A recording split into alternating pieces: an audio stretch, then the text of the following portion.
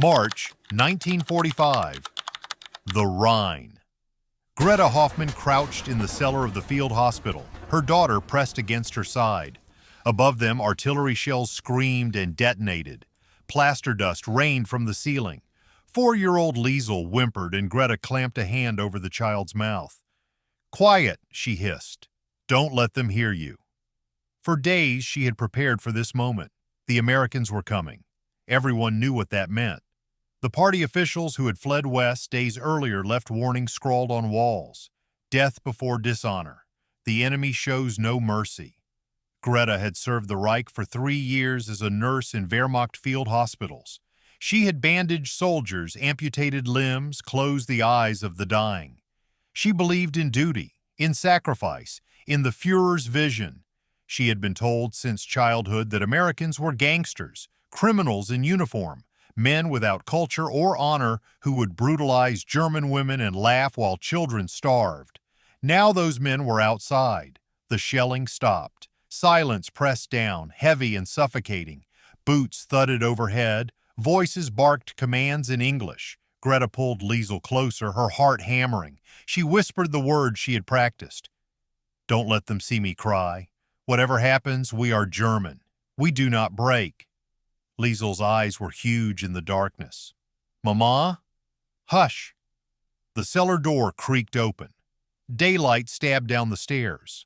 A figure descended, helmet silhouetted, rifle in hand. Greta held her breath. This was the moment. She braced for violence. But the American medic who appeared at the bottom of the stairs was younger than she expected. His face was unshaven, streaked with dirt, but his eyes swept the cellar without malice. He called up the stairs in English, then turned to her.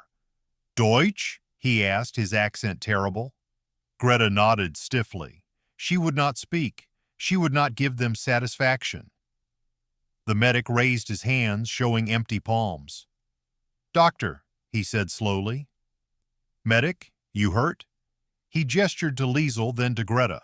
His tone was not cruel. It was careful, almost gentle. Greta's throat tightened. This was the trick. They would lure her into trust, then— "Come," the medic said, gesturing upstairs. "Safe, no shooting now." She did not move. He sighed, reached into his pack and pulled out a canteen. He unscrewed the cap and took a sip himself, then extended it toward Liesel. "Water, for the girl."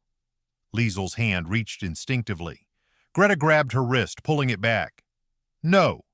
But the medic simply set the canteen on the ground and backed away, hands raised again. "Okay, okay." He climbed the stairs and disappeared. Greta stared at the canteen. After a long moment, she reached for it, sniffed it, then allowed Liesel one small sip. The water was clean, cold, real. "It must be a trick," she whispered. That first day, Greta was not beaten. She was not mocked. The Americans set up a makeshift aid station in the hospital's remains. Wounded German soldiers were carried in on stretchers alongside American casualties. The medics worked without distinction. When a Wehrmacht lieutenant screamed in agony from shrapnel wounds, an American surgeon operated on him for 3 hours. Greta watched from the corner, holding Liesel, unable to comprehend what she saw. "They should let him die," she whispered to another nurse, a gaunt woman named Elsa who had also been hiding in the ruins. Elsa shook her head slowly. "Look at their faces. They are not laughing." It was true. The Americans moved with exhausted efficiency. They did not celebrate. They did not jeer. When one medic finished stitching a German sergeant's leg, he simply moved to the next patient. A boy, barely 20, probably American, held the hand of a dying Wehrmacht soldier and stayed until the man's breathing stopped. Greta felt something crack inside her chest. This was not what she had been told. By evening, an American officer approached her. He spoke through a translator, a German Jewish refugee in U.S. uniform whose accent carried the sharp edges of Berlin. "You are a nurse?" Greta hesitated, then nodded. "We need help. Our medics are overwhelmed. Will you assist?" She wanted to refuse. To work for the enemy was betrayal. But Liesel was hungry, and the officer was already gesturing toward a table laden with supplies. "Food for you and the child in exchange for your work." She agreed. not out of loyalty but out of necessity. The days blurred into a strange rhythm. Greta cleaned wounds, administered morphine, held basins while surgeons operated. The Americans did not treat her as a captive. They treated her as a colleague. When she made a mistake wrapping a bandage, a medic named Miller gently corrected her, demonstrating the proper technique without condemnation. At night, she and Liesel were given a corner of a barracks. Blankets appeared, clean and thick. Meals were regular. Canned stew, bread with butter, even chocolate bars that Liesel devoured with wide eyes. Greta watched her daughter eat and felt shame coil in her stomach. "We should not accept this," she whispered. But Liesel's cheeks were filling out. The dark circles under her eyes were fading. How could Greta refuse what kept her child alive? One afternoon, Miller approached Greta while she was changing bandages. He carried a pack slung over his shoulder and gestured toward Liesel, who sat on a crate drawing in the dirt with a stick. "Your daughter?" he asked in broken German. Greta stiffened. "Yes." Miller smiled, the expression soft. He reached into his pack and pulled out a small cloth doll, its dress stitched from scraps of parachute silk. He held it out. Greta froze. "What is this?" "For her." Miller nodded toward Liesel. "I have a daughter, same age, back in Ohio." Greta stared at the doll. Her hands trembled. She had been told Americans were barbarians without families, without souls. Yet this man, this enemy, carried a photograph of a little girl in his pocket. She had seen it once when he pulled out a letter. "No," Greta said, her voice hoarse. "I cannot." Miller's face fell slightly, but he simply set the doll on the crate beside Liesel and walked away. Liesel grabbed it immediately, clutching it to her chest. "Mama, look!" Greta's vision blurred. She turned away, biting her lip until she tasted blood. "Don't let them see me cry." But the doll was only the beginning. Over the following week, other items appeared. A second medic, a man named Jackson, brought coloring pencils and paper. Another left a small tin of cookies on the crate. When Liesel developed a fever, an American doctor examined her with the same care he gave to his own soldiers, prescribing medicine and checking on her twice daily until she recovered. Greta watched it all with mounting confusion. Every act of kindness was a stone thrown at the foundation of everything she believed. She had been taught that these men were monsters. Yet they brought her daughter toys. One evening, she confronted Miller. "Why do you do this?" she demanded, her English halting. "We are your enemies?" Miller paused, surprised. He set down the bandages he was organizing and met her eyes. "You're not my enemy," he said slowly. "You're a nurse, and she's a kid." "But the war is between governments," Miller interrupted gently, "not between people. I didn't come here to hurt children. I came here to stop the men who do." The words hit Greta like shrapnel. She opened her mouth, but no sound came. Everything she had been told said that Americans hated Germans, that they wanted to destroy them. Yet this man drew no distinction between his daughter in Ohio and hers here in the ruins of the Rhine. That night, Greta lay awake while Liesel slept, clutching the cloth doll. In the darkness, shame and relief warred inside her chest. She thought of the propaganda films she had watched, the posters depicting Americans as savage brutes.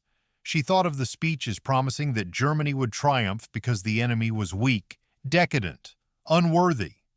Yet the Americans had crossed an ocean, defeated the Wehrmacht, and still had enough compassion to bring toys to a child whose country had tried to kill them. She thought of her husband dead on the Eastern Front. She thought of the years spent in service to the Reich. She thought of the moment she had told Liesel, "Don't let them see me cry," as if tears were surrender rather than humanity. And she realized with crushing clarity, we were the ones who were weak.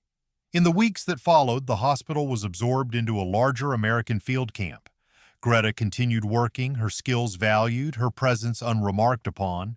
She learned fragments of English. She ate meals alongside the medics, though at first she sat apart, unable to reconcile sitting at the same table as those she had been taught to hate.